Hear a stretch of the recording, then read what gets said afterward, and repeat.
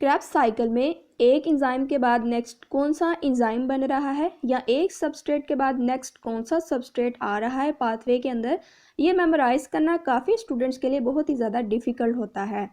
इसी डिफ़िकल्टी को दूर करने के लिए मैं आज आपके साथ शेयर करूँगी कुछ नेमोनिक्स, जिससे क्रेब्स साइकिल को मेमोराइज करना बहुत ही ज़्यादा ईजी हो जाएगा।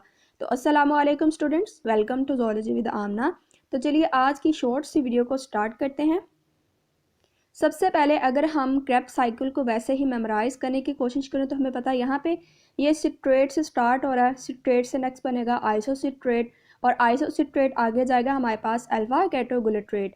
अब देखें इनके नेम्स तो फिर भी याद हो जाते हैं, लेकिन इनकी जो अरेंजमेंट है कि आइसोसिट्रेट के बाद अल्फा केटोगुलेट्रेट ही आएगा और अल्फा केटोगुलेट्रेट के बाद सक्सिनाइल को एंजाइम ही आएगा। इस अरेंजमेंट को याद करना जो है वो सही टास्क होता है। तो इस टास्क को पूरा करने के लिए आप एक छोटी सी ट्रिक यहाँ पे याद रख सकते हैं। आप इन वर्ड्स को याद रख सकते हैं कि citrate is Krebs starting substrate for making oxaloacetate. अब देखें यहाँ पे सिट्रेट तो आपको पता लग गया कि फर्स्ट है, इसके बाद ऑक्सैलोसिटेट लास्ट है, ये भी पता लग गया।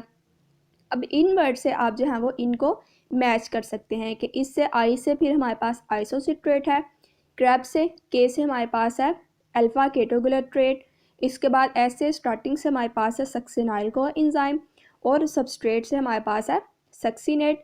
इसी तरह फार से एफ से हमारे पास है फिमरेट, मेकिंग के लिए एम में हमने लिया है मैलेट को और ऑक्सैलोसिटेट हमारे पास सेम है।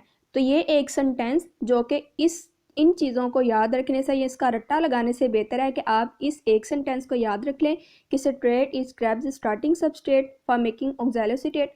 तो आपको क्रेब साइकिल जो है वो इजीली याद हो जाएगा।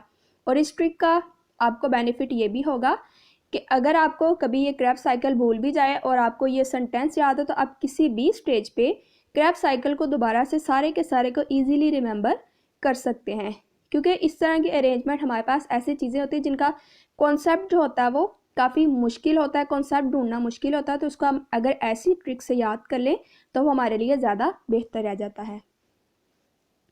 तो स्टूडेंट्स, ये थी आज की शॉर्ट सी वीडियो। अगर आपका इसमें से कोई क्वेश्चन है, कन्फ्यूजन है, तो आप मुझे कमेंट के अंदर पूछ सकते हैं। अगर आपको वीडियो अच्छी लगे तो मज़ीद इन्फॉर्मेटिव वीडियोज़ के लिए चैनल को सब्सक्राइब करें। नेक्स्ट वीडियो तक के लिए अल्लाह हाफिज़।